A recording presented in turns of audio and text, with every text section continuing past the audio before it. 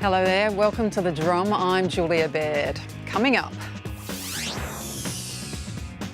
domestic violence and Islam. What role does religion play in the abuse of women? A great pleasure to be back with you this evening, and joining me on tonight's panel we have Senior Lecturer in Medicine at the University of New South Wales, Dr. Darren Saunders. Hello. Hello. We have the CEO of the Muslim Women's Association, Maha Abdo. Welcome. Hi.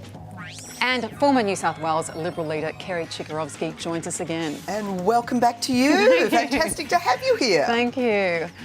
Now, if you're on Twitter, you can find us there and find other people watching the show, of course, using the hashtag TheDrum, and on Facebook, where we are live streaming at this exact moment. Now, first up tonight, we want to talk about domestic violence and Islam. Last week, Deputy Prime Minister Barnaby Joyce said, "There is no polite way to beat up your wife. If you want to beat up your wife, you can't be a citizen of this nation.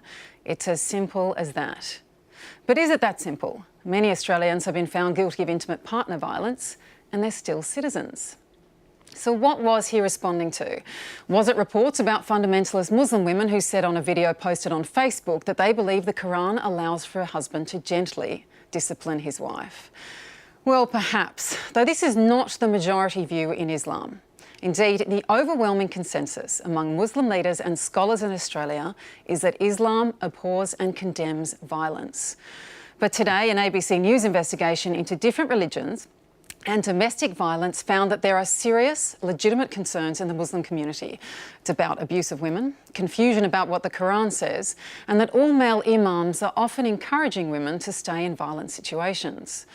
Two programs aimed at educating imams about how to respond to victims of violence in Brisbane and in Melbourne are soon to begin. Now, Maha, I'm very conscious you've been working in this area for 3 decades. That's right, yes. How do you respond to these reports? Now, given I have to stress that there is no evidence to suggest that domestic violence is worse in the Muslim community than it is anywhere else. But given that it can also take culturally specific forms, how do you respond to these concerns? I mean, I like to take it back to the beginning, 35 years ago, when the Australian community was starting to talk about, domestic violence as having an impact socially on women and children. When we were engaging right there and then, we were the first to start a Muslim women's support service that engages the imams, engages women from various ethnic backgrounds. It was specifically dealing with Muslim women's issues.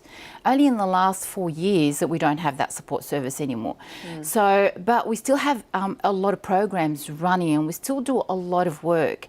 But remember, domestic violence doesn't just affect one particular community. So you've got various communities under the banner of a specific religious group. So if you've got under Islam, in Australia, you've got over 73 ethnic groups. So dealing with each one, you've got to deal with them from a culturally specific space, and understanding that the law of the land that we sit in, that's where the premise it begins with, is that violence against women is against the law. And that's it. And there's no discussion about that. And I find that using faith as a tool to empower women has been so empowering for women over the last 35 years. But it's not to say that it's not happening.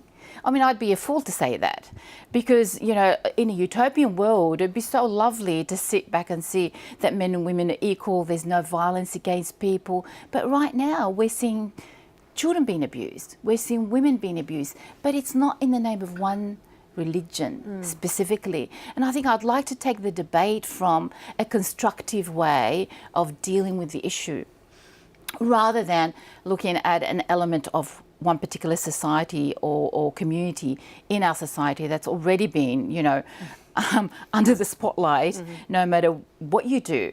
But I think we've got to go back and look, how much have we really done and achieved over the last 3 decades, partnering with various service providers on dealing with that issue at different levels, and educating imams. It's not something that you just pick up a book and sit there and educate imams. I mean, I will challenge everyone on that one, because it's about understanding scholarly information and awareness of the text itself, and providing a clear space for the imams to actually have that conversation without it being taken out of context or having to be justified. I think as a religion, as Islam, it needs to we need to have that inclusive of women, though.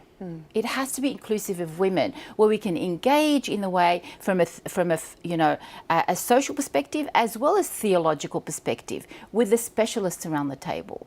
But do you think, what for example, of those who say when we look at inequality within various faiths and religions, you need female leaders? So would female imams help this? I think there's a lot more than just a female imam, Of but course, a female but is it not scholar. part of the culture? Right. Female scholar in the faith itself, and we have them. There's plenty of women out there who've been doing a lot of the hard work in trying to do that, but you don't see them on Facebook. You don't see them on Twitter, and no one wants to listen to them. And I think this is where the platform is not given to those of us that have the answer, have the constructive criticism of being able to move forward inclusive of all in dealing with different issues that are having a social impact on us as Australians and Australians of various faiths as well. Now, you're involved in the domestic violence area. Have you seen that religion can have an impact on the way victims respond and perpetrators act? Well, yes, I need to declare up front that I sit on the Our Watch board, and I agree with your view, Mahad, that this is not just confined to any one religion. It is across the board. It's across every socio-economic group, and anybody who seeks to deny that is kidding themselves. So it's across the board. I suppose the concern that I have about any religion which is not supporting women who are victims is that is going to be counterproductive to the religion in the long term.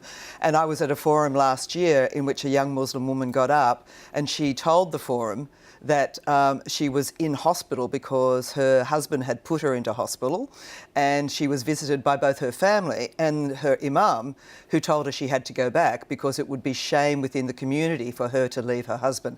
Now, that's the attitude we need to change. And that's not just, again, with the greatest respect, it's not just imams.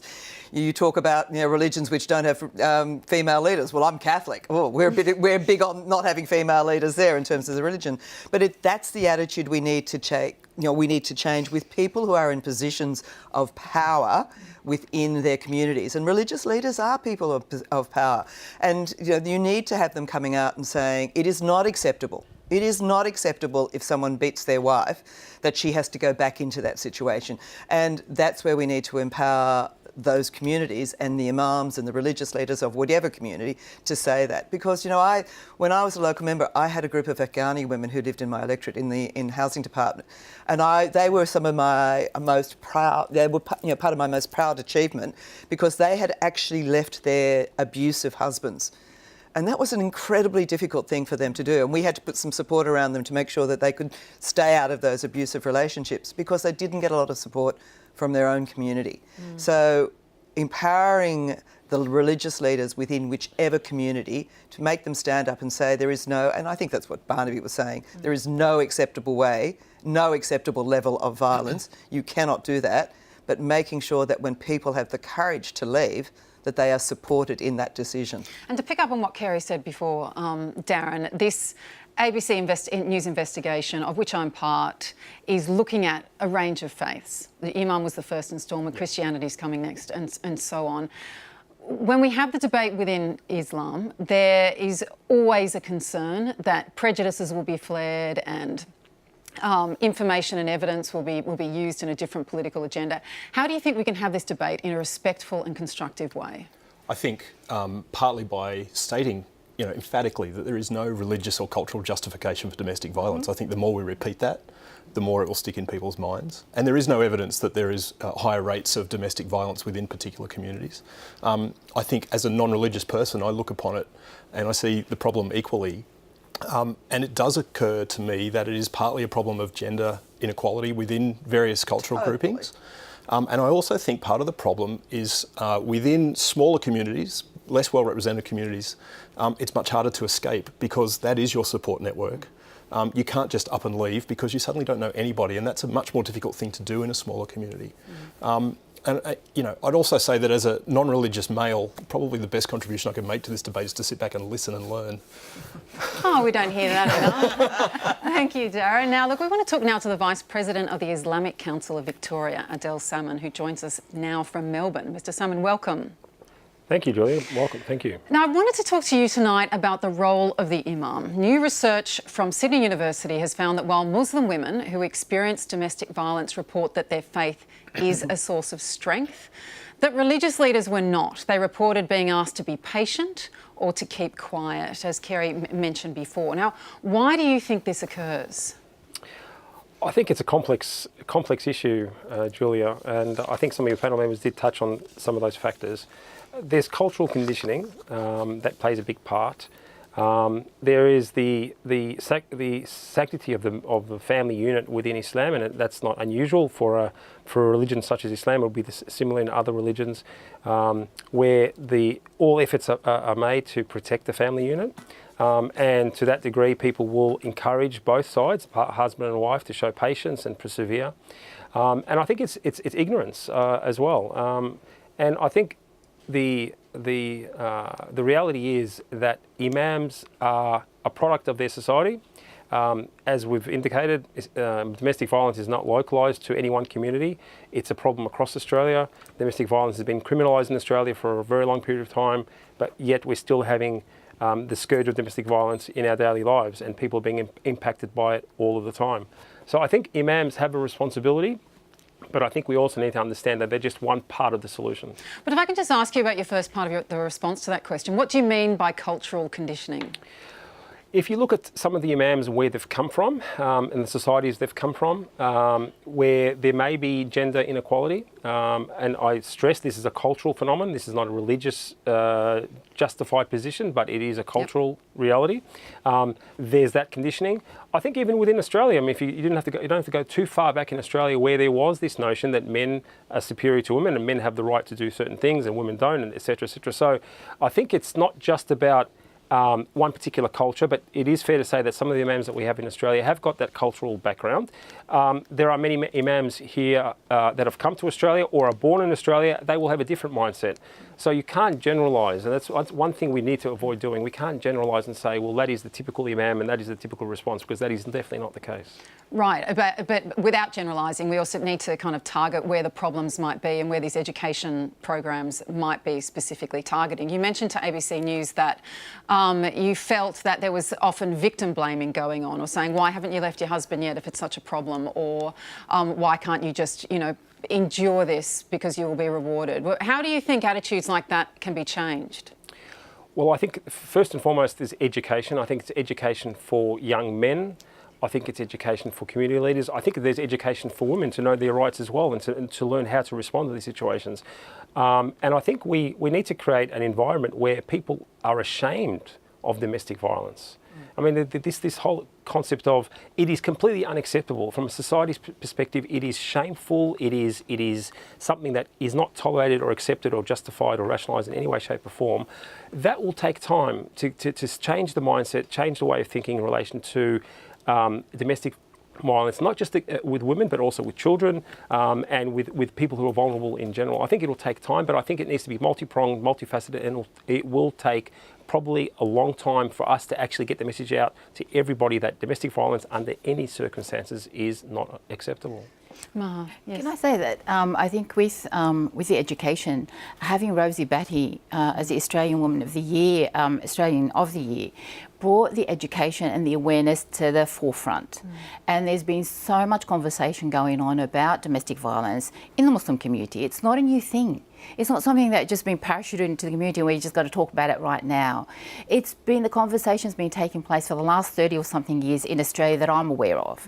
So you can see on my age. But where I see the difference right now is, whilst we have campaigns, educational campaigns, we've got all this and we're educating, leaders and all of that, the responsibility should be, and as Adele was talking about, the men need to start taking responsibility, and not just Muslim men.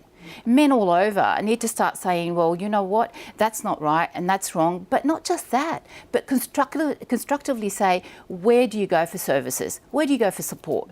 We don't have enough support services at the moment. It's being cut down.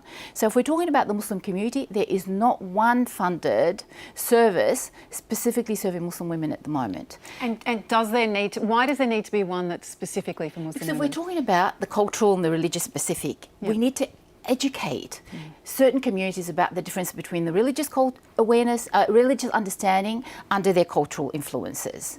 So how do you do that if you're not actually focusing on a particular ethnic group under the banner of Islam? In Islam, it says 1, 2, 3, but under your culture, you translate it in a different way, and that's reality. You know, you've got to be able to understand where they're coming from, what they're dealing with, and the difference between men and women in certain cultures.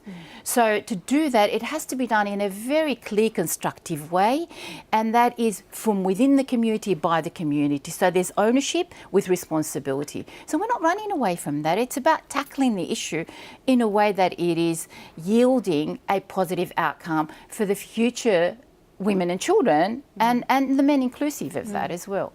Kerry? Can I ask Adele a question? Yes. Adele, are you concerned that, I mean, we've heard a lot, and I agree with Maha, that we have heard a lot coming from the community and from some of the imams about how this is wrong, and prompted by the video which we all saw last week.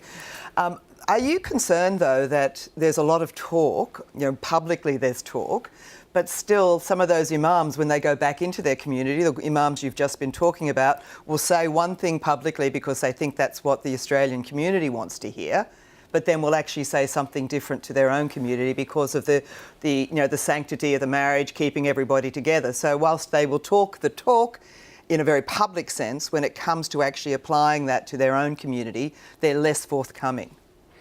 Look, I think there's an element of truth to that, Kerry. I think that the reality is that people will say one thing publicly and do something else privately, or to their people that without the public glare. I will say this, however, I have personally seen a change in the mindset with community leaders and with imams in relation to this issue, and that is encouraging. And I think over time, you will find that people will not only talk the talk, but they'll walk the walk, and they have a position of responsibility. And I think when it comes to imams, they are really, in many cases, on the front line, and they need to be supported as well. And I think Mahab touched on this. We need to provide them with the support services, the expertise, the tools, and we also need to encourage them as well, because this is not something that isn't easy for them to do. It's something that they need to become educated about, but it's also something that they need to be at the forefront of and calling for change. And imams are doing that now. But can I say with absolute certainty that every single imam will say what publicly, privately what he does publicly? No, obviously, I can't say. That's a human nature issue. Now, when you talk about imams and the process of reform, I think that's one of the key points of this discussion is how change happens. And part of that change is obviously overcoming resistance. And in the resistance in the communities that you're talking about, you told ABC News that there is still some conjecture about the meaning of those relevant, controversial verses in the Quran. Do you think that is the cause of some of the resistance to reform? Look, I think that possibly plays a part, but I think I'd like to actually address that issue of the interpretation of verse 34 of chapter 4 of which is women, basically. There is conjecture about interpretation of that verse. One thing is absolutely certain, though, in my mind, is that verse 34 of chapter 4 does not mean that men are superior to women. That needs to be absolutely knocked out of the ballpark. In no way does it say that men are superior to women. It does, however, talk about the gendered roles within Islam and the fact that whilst men and women are absolutely equal in the sight of God, and they have different roles and different responsibilities. And this verse is talking to that. So you need to understand it in that context. Now, the last part of that verse where it talks about the stages of permissible for a husband to deal with a wife who's perhaps he's having conflict with, that last part about striking, that is interpreted that way. Many other scholars interpret it differently. And this is the point I think I made to Hayley when she was researching the article, and yourself as well when you're researching the article, that there is conjecture about how to interpret that, what context to take it in. There are some scholars that say that this, to interpret it in that way, is not is not in sync with the broader principles of Islam and the body of evidence in Islam, and the example, most importantly, of our Prophet Muhammad, peace be upon him, who it was the best to his families. It was the kindest and most noble with regards to women. He never ever struck women. He was never violent towards women. He never encouraged violence towards women or children. He was the most noble in his dealings with women and people in general. So if we take him as an example, and there's no conjecture at all about that amongst any of the scholars over 1,400 years of scholarship, the Prophet's example is the ideal model, the role model that we aspire to. Let's look at that and let's try and implement that in our lives. And I think if we did that, we would actually be in a much better place. But Adele, can I just say that the two previous parts to the admonition were basically humiliating the woman in a way. And, you know, there are all sorts of ways in which you can interpret domestic violence. And let me, as I said, someone who is in this space, humiliation is as much domestic violence in my mind, as actually physically striking. Actually, that's not true. Physically striking is far worse. But, you know, if the way that verse is written, the way I read it, and I could be completely wrong because I'm certainly not an Islamic scholar, but it was about humiliating the woman into submission. And to me, that is also bad. I mean, you shouldn't be putting a bloke in a position where he can do that to a woman. And can I say, I'd like to challenge that as well, because that's looking at it the other way. And we don't have time to go into that one, because I agree fully with you. Humiliation is another kind of abuse. It is. And that certainly is not what Islam calls for. I think if we're talking about changing the way that things are, we've got to be realistic about where we're going and how we interpret certain text within the context of everything. And literal meaning can have so many destructive ways of understanding. I'd like to take the challenge, and I've already done that, we've already done that in the community, is we need to start having that conversation, looking at it from a perspective from the Prophet, peace be upon him, and how does that translate into being an Australian Muslim in today's world. Unfortunately, we're going to have to move on there. Did you want to quickly respond to that, Adele, before we moved on? Look, I think, Kerry, you raise a very valid point. But I will come back to the premise that Islam in no way does call for the humiliation of women or anyone, for that matter. And in fact, Islam did come to empower women. And you just have to look at the example, again, of the Prophet and of the followers in the early days of Islam, and the way that women were given rights they never existed before. They were allowed to do things and take ownership of their own destiny and make decisions for themselves that they were never given in the past. That, to me, does not marry up with the view that women are being humiliated in Islam. And I think you need to interpret and understand that verse in the context of the society and the gendered roles and the family roles that Islam does advocate for men and women. Abdel Salman, thank you so much for joining us tonight on The Drum, and thanks for your contribution. Thank you very much. And that's something we're going to continue to pursue on ABC Online, also on The Drum. We'd welcome all of your comments and feedback on Twitter and on Facebook. Thanks so much to our panel tonight, Dr. Darren Saunders, Maha Abdo and Kerry Chikarovsky. I'll see you again tomorrow. Have a great night.